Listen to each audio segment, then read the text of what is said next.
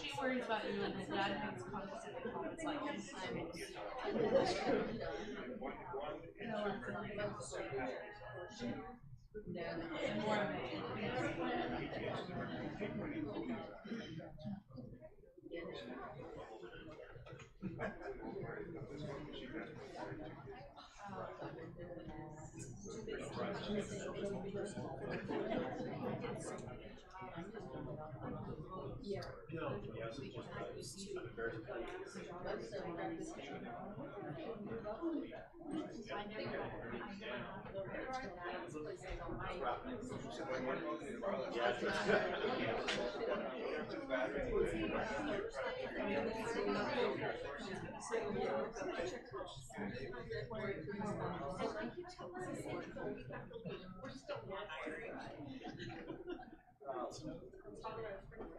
yeah, and I can't like.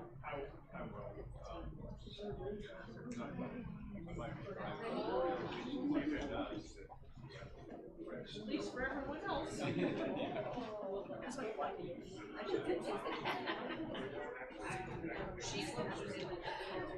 Grant, the day of me having put in the whole I don't have nice dog.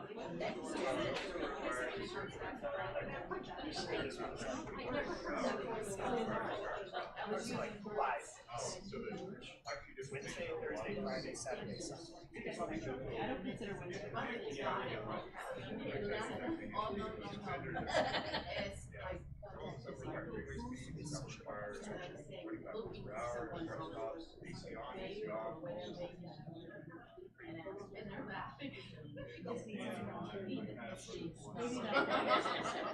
She has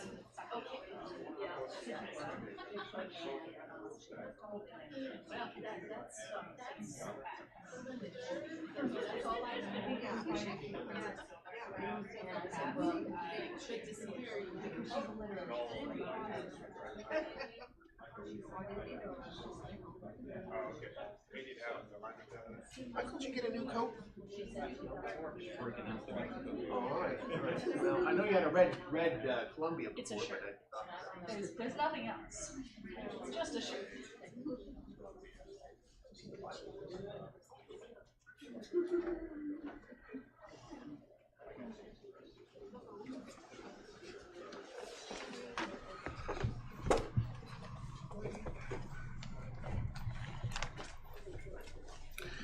Well, it's really good to see you all this evening. I know we've got some people online too watching us tonight.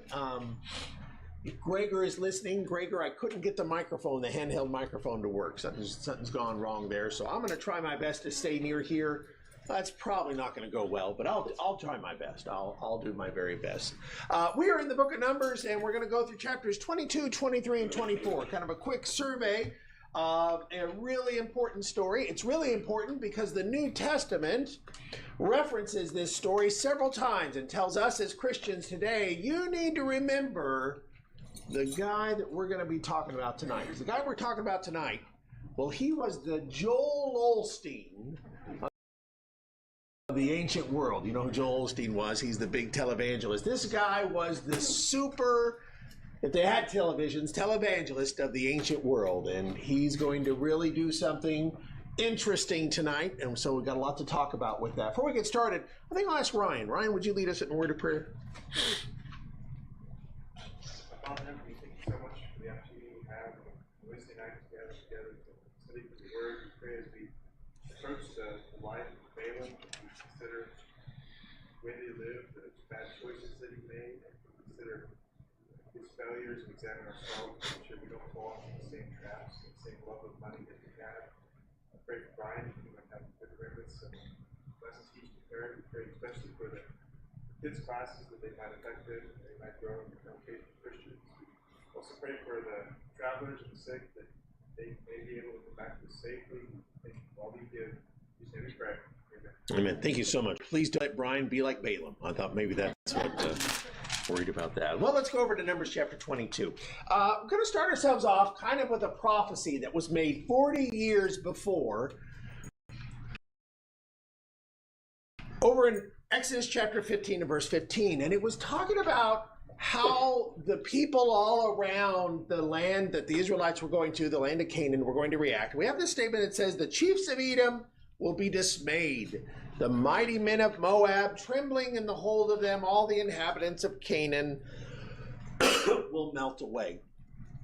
38, 39 years later, 40 years later, here we are with the Israelites. And the Israelites are coming around, and to kind of look at our map of the area here, here's the kingdom of Edom. Here's the kingdom of Moab, the kingdom of Ammon. And the Israelites, if you remember last time, they had to go around. The Moabites didn't want them. And they come down through here, and you see where they're lining up for? If you can see that on there, they're I'm told, my kids tell me all the time, don't touch the screen, Dad. Don't I have a bad habit of doing that. But we're coming up to that place of Jericho, because that's where we're going to cross over in the book of Joshua. So they're coming up to this area here. They're getting ready for their big movement in. But if you notice where this puts them, this brings them around with the Moabites, the Ammonites. And this is, of course, scaring everybody. And that's what chapter 22 begins. It says the children of Israel moved and camped on the plains of Moab on the side of the Jordan across from Jericho. Now here we have a king. His name is Balak. And Balak, the son of Zippor, saw all in Israel the Amorites. Now remember, they defeated the Amorites, and here they were. And Moab was exceedingly afraid because they were many. Listen to this. And Moab was sick with dread. Moab was sick with dread. Let me sit back here for a second. Well, the Moabites aren't the only people that are kind of worried. I'll suggest the Ammonites are worried. Edomites are a little worried. Now, down here is an area called Midian. Now, Midian, by the way, sometimes Midian is just kind of seen as everything over here. Midian.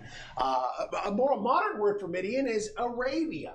In fact, the people that later on are called the Arab people are probably descendants from the Midianites, these earlier people. And so the Midianites, oh, by the way, let me ask you a question, extra credit. Who are the Midianites descended from? Lot.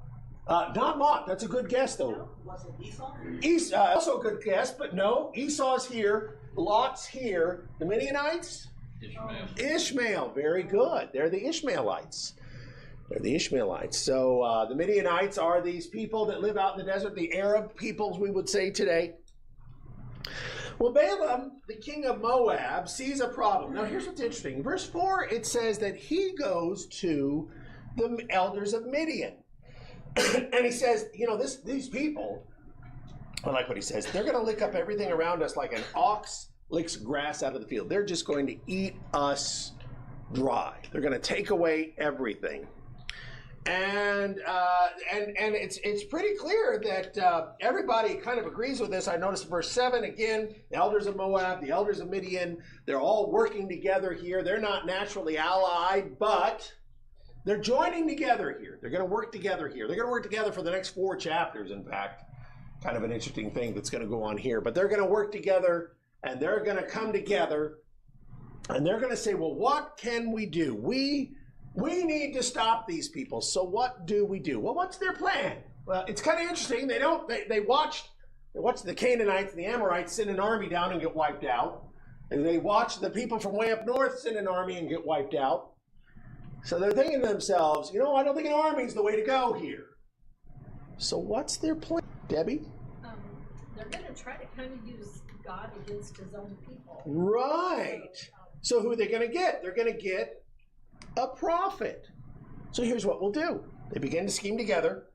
They say, what we'll do, they talk about him right away. What we're going to do is we're going to go get a prophet. We're going to get this prophet to come down, and he's going to work with us. We're going to pay him, and what he's going to do is he's going to curse these people. Now, I think this is fascinating, that that's their solution. And I think it's fascinating because, number one, I think it's smart that they realize, going to battle with these people just isn't going to work.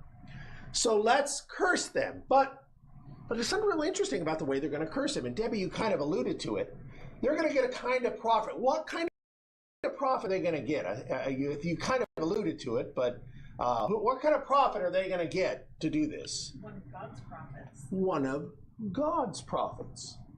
One of the most interesting things about the man that we're about to talk about, Balaam, is that Balaam is called a prophet of God.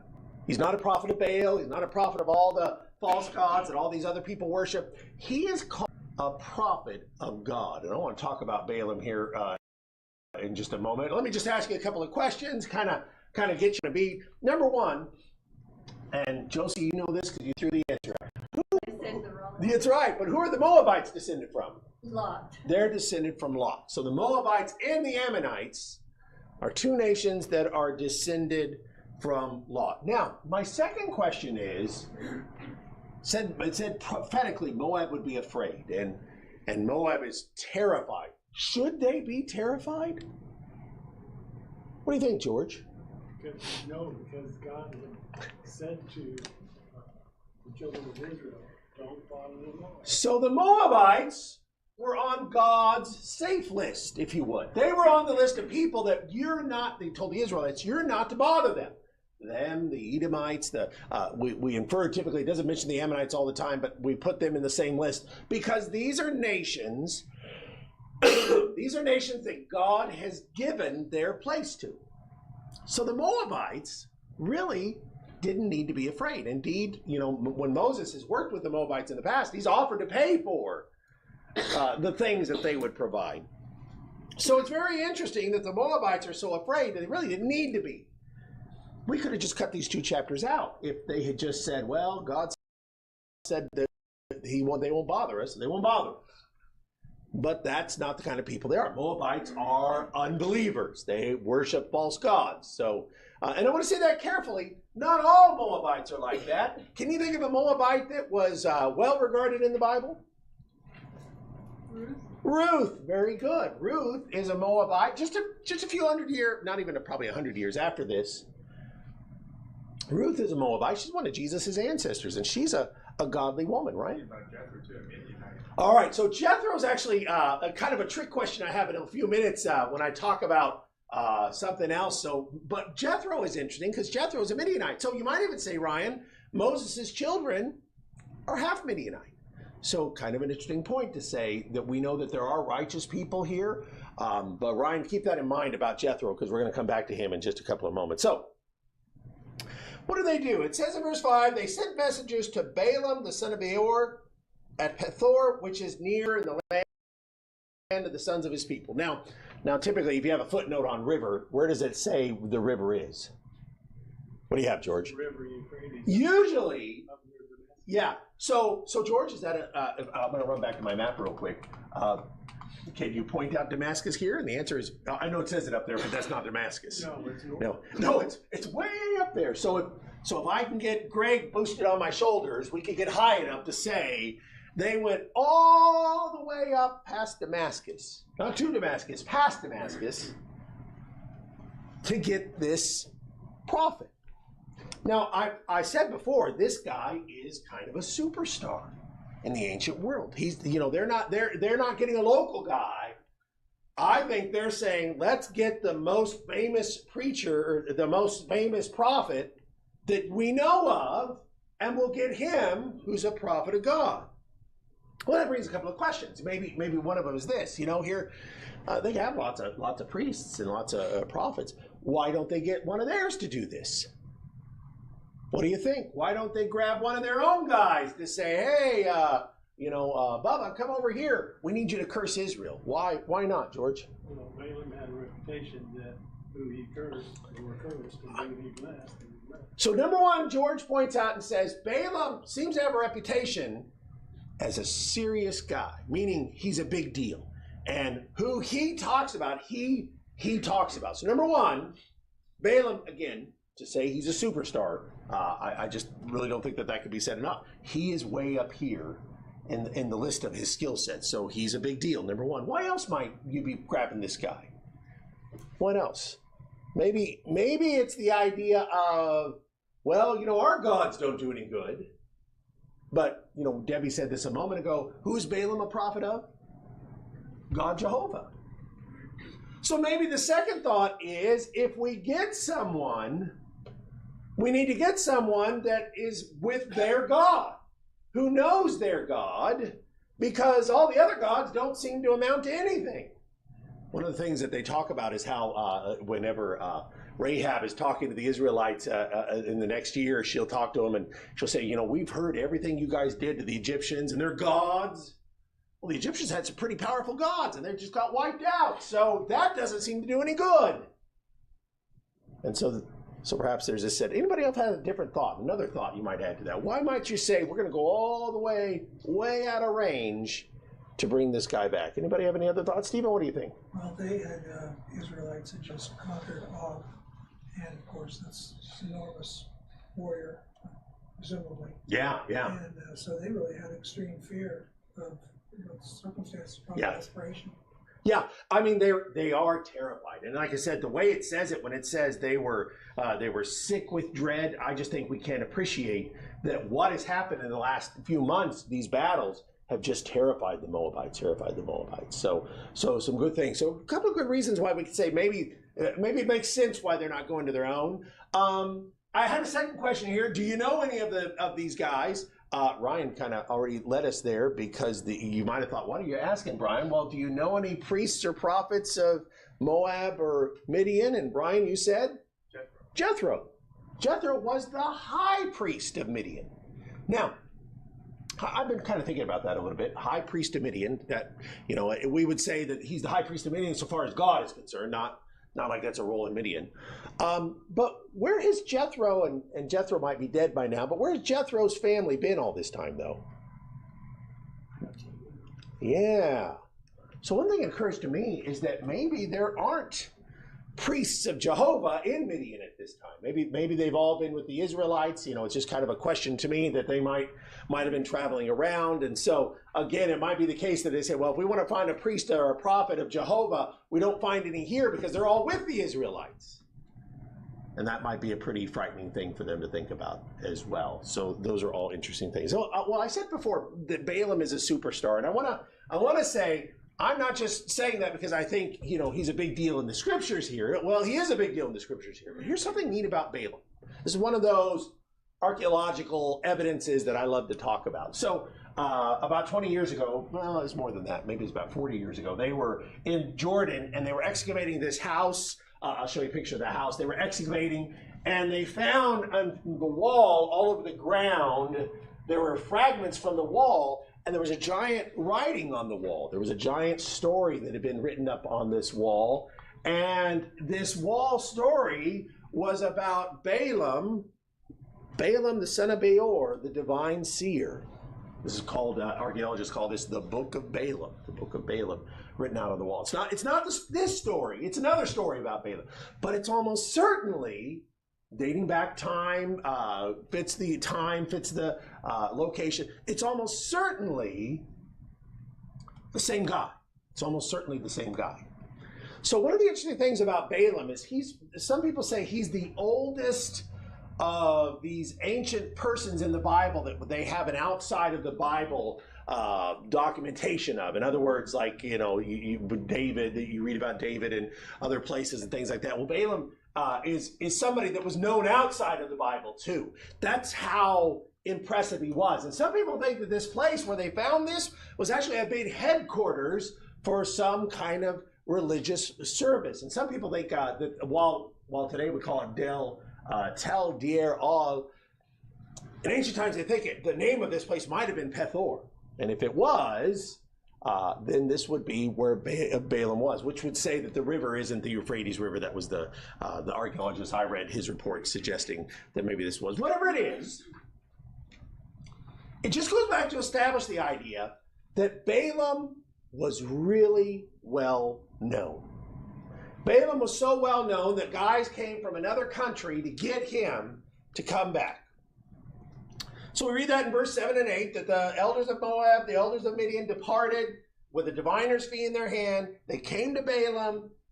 And what's interesting about Balaam is Balaam says, sure, I'll go back with you. What did Balaam say? No, he says, first of all, he says, well, and bless him for doing it. He says, I need to find out what God has to say about this. Good for Balaam. That's the way you're supposed to think, right? You're not supposed to say, well, that sounds okay, or no. He says, let me ask God. So, verse 9, God came to Balaam, and God says, well, who are these men? Balaam says, well, Balak, the king of Moab, they've come to me. They're scared of people. Notice he doesn't say who they are. He just says that there's this nation that they're terrified of. God gives a very simple instruction in verse 12. What is it? What's God tell Balaam? Don't do it. Don't you do this. They're blessed people. So Balaam, interesting enough, verse 13, he says, sorry guys, go back home.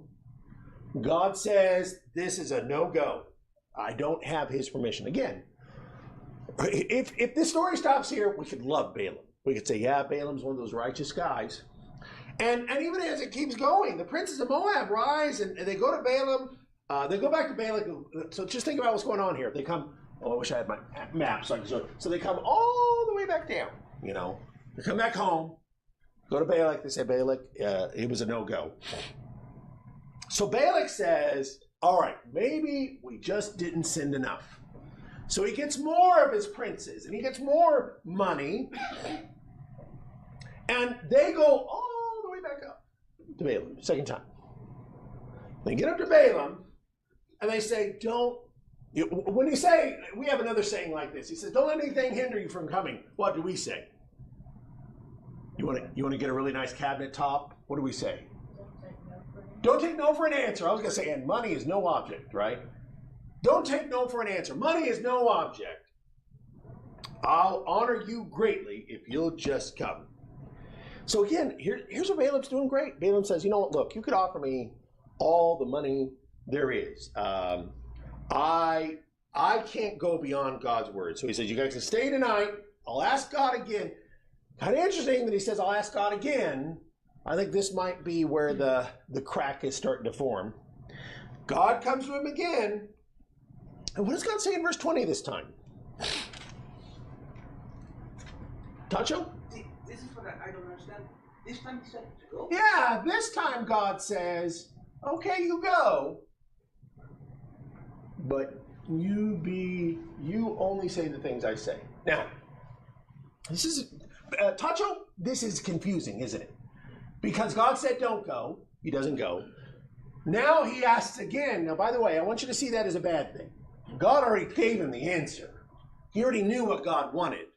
But he said, well, I'll ask again. I'll ask again. I don't think that's a sin, but I have to wonder if that's showing maybe let's just see how this goes. God says, okay, go. And he gets on his donkey. And how does God feel about that? This is where it gets confusing, right, Tacho? Because how does God feel?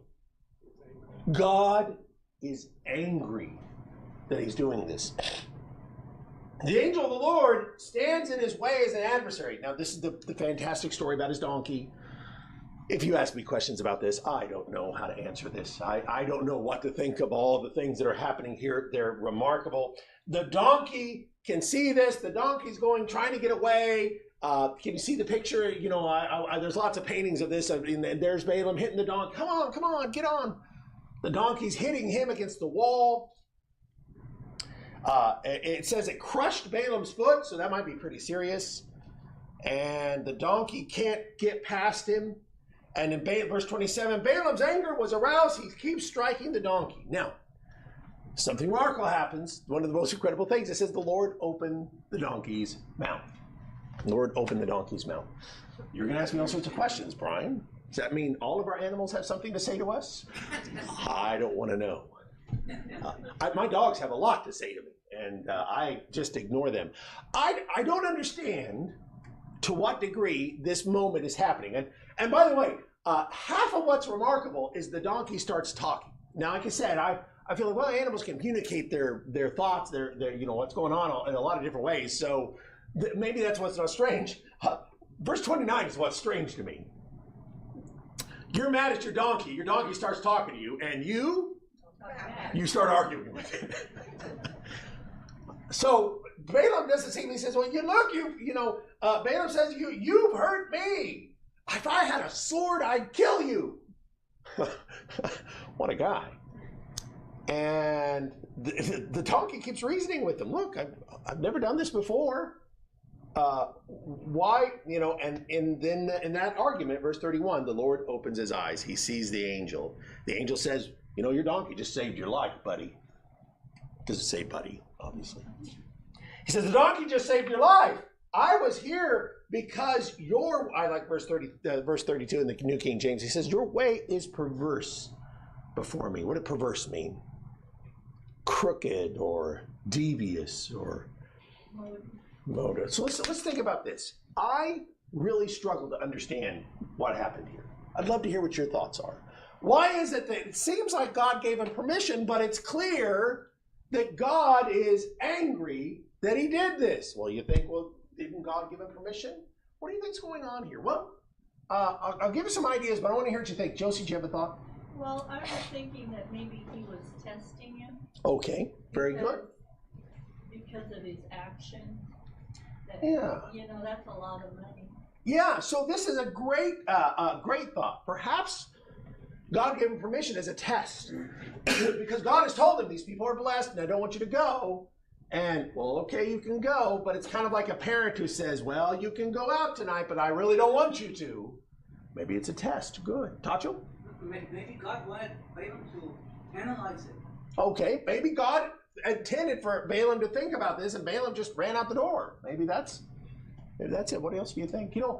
I would suggest this. There are times in the Bible where God gives us permission to do something, but the reason we do it still gets us condemned. I'll tell you an example of this. God had told the Israelites that they would be able to have a king one day in Deuteronomy chapter 17. He said, you can have a king one day.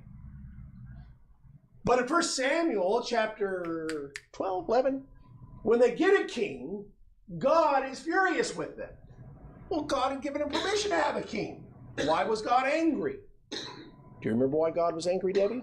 They wanted to be like all the other nations. Yeah.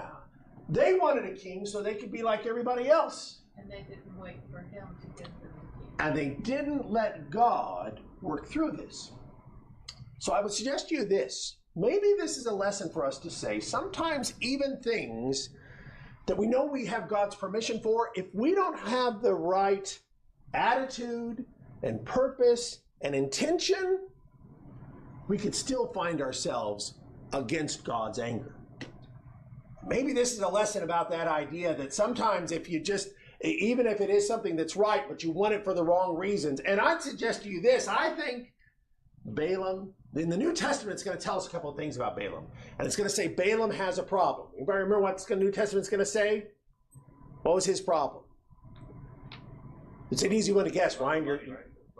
The love of money. And so I suggest to you that the issue here is not that Balaam disobeyed God, but that Balaam's heart was set on money and not the Word of God.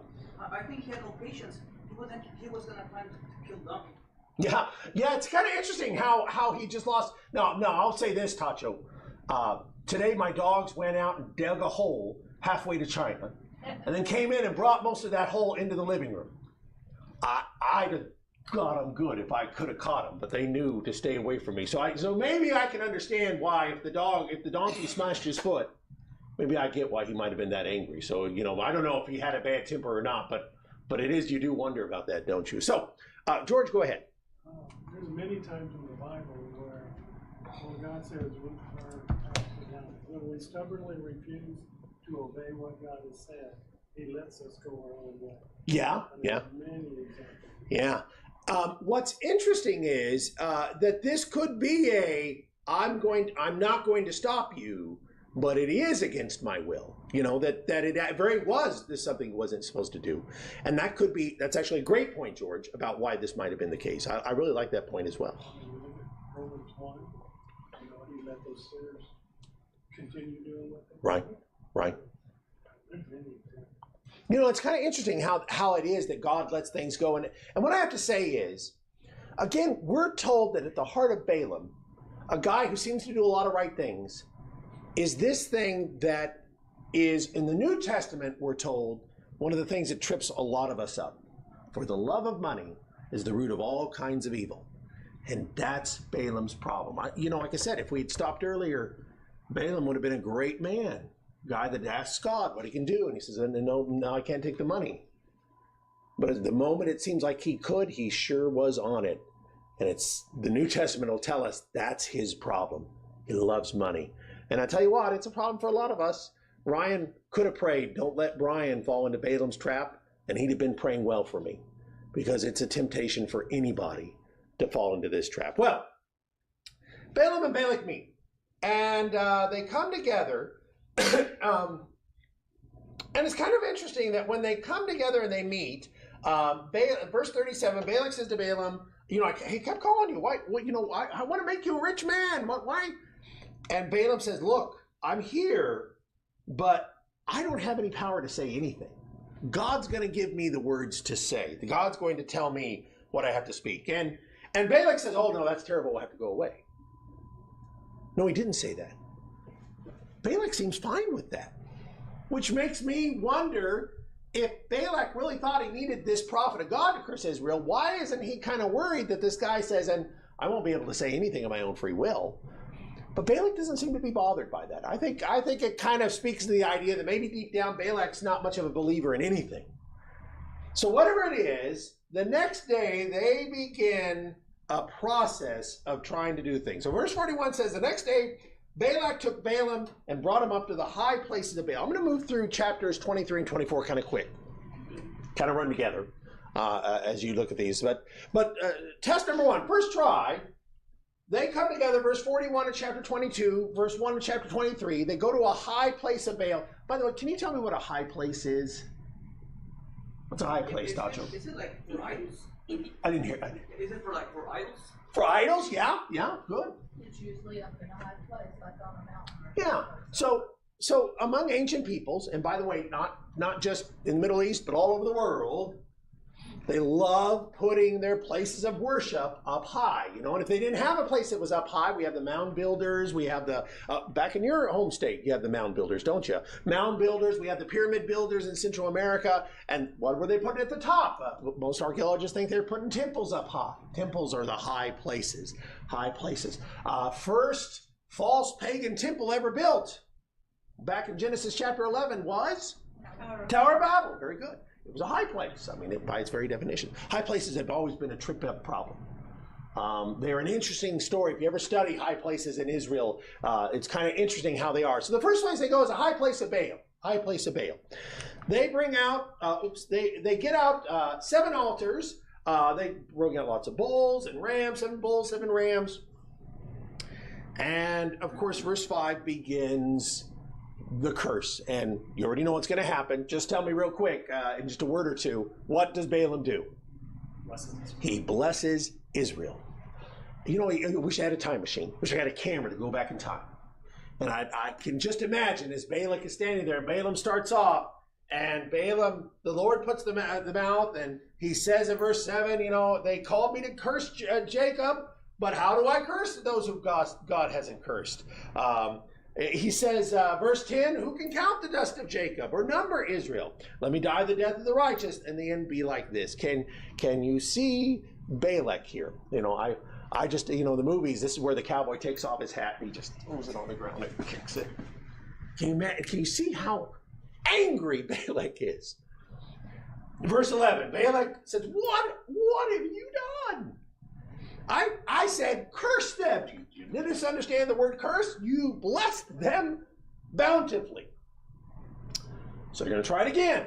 So they say, let's go somewhere else. So they go to Mount Pisgah. What's the story of Mount Pisgah, by the way? Where is this kind of important? It's where Moses died. He got to see the land and he died. So by the way, kind of neat to place these areas. They're all right there, right before you cross the Jordan. So he says, we'll go up to this mountain. Gonna go high up here. Do it again. 7 altars, 7 bowls, and what? Same result. Same result. Verse 27. Balak says, okay, maybe we need to try this somewhere else. We're just not in the right place.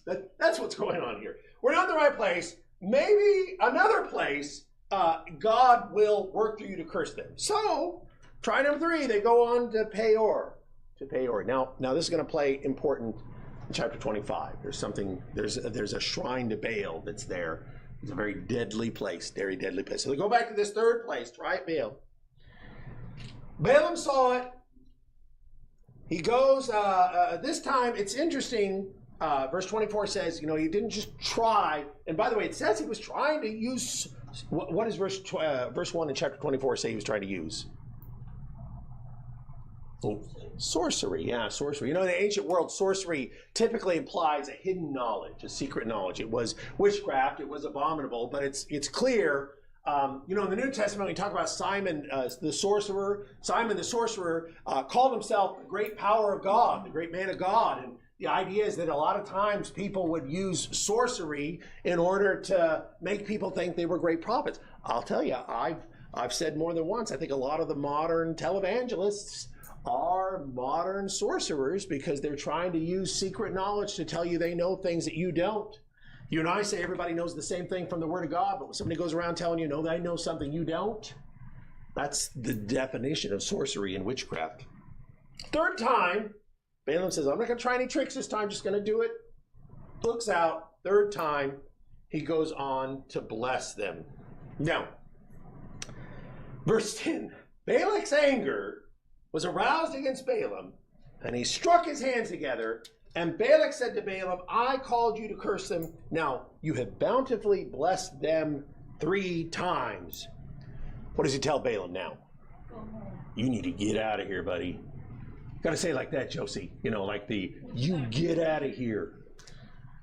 Flee to your place. I said I'd honor you, but in fact, the Lord has kept. And Balaam said, look, this is what I told you. I warned you that I can't say anything. Now he doesn't stop, does he? And he begins prophesying this time, and he begins to prophesy, and he starts talking about, verse 17, the Moabites, and verse 18, the Edomites, and the Amalekites, and he just starts talking about everybody all around. And what does he have to say about that? Tacho? They're doomed for that? They're doomed. They're doomed. I read one author, and I kind of like the way he put it. He says it's really kind of 7 times Balaam goes through these oracles. A lot of them we've kind of lumped together, and I think Balak lumps together. But basically, over 7 periods, he goes through this series of prophecies. And at the end, the prophecies not only are blessings to Israel, but they're about a great curse that was coming on these people. Now, by the way, he mentions a king several times that's going to be a part of this. A king, he says, verse 17, a star comes out of Jacob, a scepter rises out of Israel. Kind of a tricky question here. I'm going to ask you what you think. What or who do you think we're talking about here? Now, you're probably thinking, well, is it Jesus? In fact, I noticed that my Bible capitalizes some of the words. I'm going to say it's probably not. It's probably not. Jesus doesn't destroy the Moabites and the Edomites, but there was a king that did. David. I think he's talking about David. I think he's making a prophecy about the king that would come, that would vanquish the Edomites and the Moabites. David is actually going to do those things. David's going to bring those down. Now, the Amalekites, that's going to be Saul. And does Saul do that, by the way? Do you remember the story? Saul kills all, but yeah, he spares some of them against God's will. So, kind of a moving. Stephen, go ahead. I think that this is almost a clarion call sort of thing to all of Canaan, that this prophet of God has come to all of these, Baal worship, all of this ungodly worship sites and everything. And all he's doing is blessing Israel and cursing everyone else. And that news is going to spread to all the Canaanites. Yeah. You hear that? Yeah. That's a really important point to say that this kind of news, especially when this guy is big news, this is fascinating. How this all turned out for them, and how this must have been. Well, we would call it today a PR nightmare. That the guy you hired to work for your team ends up helping the other team in a big way. So that's it. Just a couple of quick questions that we already kind of answered the first two. Next question I wanted to go to. What do you think about the high places of Baal? Why do you think that they're jumping around to these different places? Kind of give you a hint as to why this might be, but what do you think? What do you think? Different vantage points where they can see parts of Israel. So I think there's a great point to say what Stephen said. Stephen says maybe these are different locations where you can see Israel, and at one point it does. The third time Balaam looks off to look at them there. So there's that sense. Anybody else have a thought? Great. Well, if we just kept going higher, hoping it would get it closer to I think there's an element of saying that these places are important to us, so they must be important to God. So let's just go to a better and better one. Now, I think that the reason that the third one is Pethor is what's going to happen in chapter 25. Maybe that's the best that they have to offer. High places have always been something that people have manipulated. Now, what's kind of interesting about high places of Baal, well, I'll tell you what, for the sake of time, we won't go into that. But it's just kind of interesting to say that they loved these places, that they felt like these are the places where God is most likely, I don't know if we would say it like this, you have the best cell reception with God in a high place. That would be their way of thinking. So verse 25 says, Balaam rose and departed and returned to his place, and Balak went home. Now, I'm going to stop a second. The Bible doesn't tell us something super important here. Michael, can I ask you to go to the end of the Bible, to go to the book of Revelation, and I'm going to ask Michael to read Revelation chapter 2, verse 14. Because Revelation chapter 2 and verse 14 tells us one small, super critical detail that happened either in the midst of verse 25 or sometime afterward. In fact, we would say probably sometime in the next few chapters, or in the next chapter it happened. Michael, read Revelation chapter 2, verse 14. But I have a few things against you, because you have there some who hold the teaching of Balaam, who kept teaching Balak to put a stumbling block before the sons of Israel, to eat things sacrificed to idols and to commit acts of immorality. We just got this super important detail right here. And here is Jesus talking to a church, and he says, this church, you guys got a problem. You've got a false teacher there. And that false teacher is like Balaam. Now, we pause for a second. I thought Balaam went home. And the point is, before he went home, or actually, since he's going to be, I'm going to give you a spoiler, he's going to be killed here soon. Before he got killed, he sits down with Balak. Now, we don't know the conversation. I'll tell you what, Brian's going to say, here's what I imagine it like. That as angry as Balak is with him, Balaam says, well, there's nothing I can do to get these people cursed. Romans chapter 8, we talked about how it is that there's nothing somebody outside of Christ can do to us to make us lose our salvation. But what was our statement there about not losing our salvation in Romans 8? What can happen? We can lose it ourselves. And I think Balaam has a conversation with Balak. According to Revelation chapter 2, verse 14, I think that he sits down and he says, there's nothing I can do to curse him. But I know how we can get the Israelites to curse themselves. Last place he's at is a place called Pethor. And in the first verse of the next chapter, we read that there's a shrine there to Baal. And Baal worship had a lot of horrible things with it, but one of them was a sexual immorality. And maybe Balaam's looking at this saying, we can't get God to curse these people. God won't turn his back on them. God won't do anything. But if they offend God, you don't have to curse them, Balak. God himself will destroy them. Now, what exactly that conversation looked like, I'm not sure, but I know for a fact that what Michael just read for us tells us that in some way, Balaam says, if you get them to teach these Israelites to commit idolatry and sexual immorality, they will be destroyed. Go ahead, Teresa. That answered a big question I had when I was reading through this, because I wondered why at the end he let him go. You know, a lot of other tribes yeah, interesting. kill them when they don't do Yeah. what they want them to do. And this time he let him go. And it sounds like, well, going back to like verse 11 of last chapter, this chapter, it sounds like he wanted to kill him, right? And in fact, Balaam just cursed, then goes on to curse him. So you think, yeah, that's pretty serious. And maybe in Balaam's defense, maybe Balak was going to kill him. And he says, okay, I have an idea. You know, maybe there is one thing we can do. So it is interesting that he does let him go. Now, by the way, what's going to be super interesting, Balaam isn't going to get far.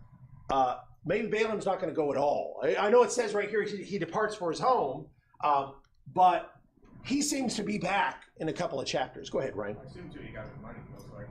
Well, you wonder. That would be the implication, that he figured out a way to get the money. Because I was thinking about Naaman, how much he was offered. He was offered 150 pounds of gold, and I think it was 750 pounds of silver. So that's like getting offered $10 million or $20 million. Yeah. Sure he was being offered something like that, something huge. Yeah. Very tempting to him. And Ryan, it's kind of interesting because you get an offer like that and you say, oh no, I'll never take it. But then in your mind you start to spend it. And it just becomes something you say, I could do so much good, Ryan. If I were to win the lottery, Ryan, I could do so much good for the Lord and for his church, Isn't that how we justify a lot of the immoral things we do, chasing after money and things like that? I could do so much good if I just had a little more money. And I just wonder what this conversation is. Here's our second statement about Balaam in the New Testament. It's in 2 Peter chapter 2. And again, it kind of goes to what Ryan said, so I wanted to jump over to this passage. He says, they have forsaken the right way, talking about false teachers that were falling away from the church. This is Peter's time. This is right before Peter's going to die, so, 67, 68, 69, 70 AD. They have followed the way of Balaam, the son of Beor, who loved the wages of unrighteousness. He was rebuked for his iniquity, a dumb donkey. Speaking of the man's voice, restrained the madness of a prophet. Now, it's kind of interesting. Peter almost talks like, well, I guess he didn't do it. But what I find interesting is Peter is saying that he was on that road for the love of money early on. So going back to even what we were talking about earlier, Tacho, you have here a statement that gives you a pretty strong indication that even if God had said he could go on that road, he was there for the love of money. He was there for the love of money. And I have to say that maybe that's the whole point here, is that as it concludes, he says, I know how I can get that. The New American Version translates that perverse back there in 22 as reckless and contrary to God's way of thinking, which would fall right into here with the forsaken. And In Revelation, this verse, is that which verse were you saying? Back in Numbers. Oh, I'm sorry. Where you said perverse. English version says perverse, but it goes down and it translates as reckless, and then the New American Standard says perverse and contrary to God's way of thinking, which goes along with the thought of forsaking the right way and gone astray. So they're not the contrary to the way that God thinks. And going back to your attitudes, we have to look at how God thinks. Yeah. Well, it's interesting because when we look at the word perverse, a lot of times we think of like a specific kind of immorality, but it just means a warping of what's good, a crookedness to what's good. And so it's kind of interesting that that meaning has a broader sense than what we might think. When you say reckless, you kind of think, it'll be okay. Yeah. No. I think that's an interesting point. I think there had to be some point where Balaam says, I think this will probably all turn out okay. I should be fine. I should be fine. Wish I had a little more time, but we're out of time. Can I get Ryan, can you run back and hit the buzzer? We don't have our security tonight, but if you hit that buzzer for us, we'll stop here. Next week, it gets bad. Next week, the children of Israel are going to sit down to eat and rise up to play, and God will nearly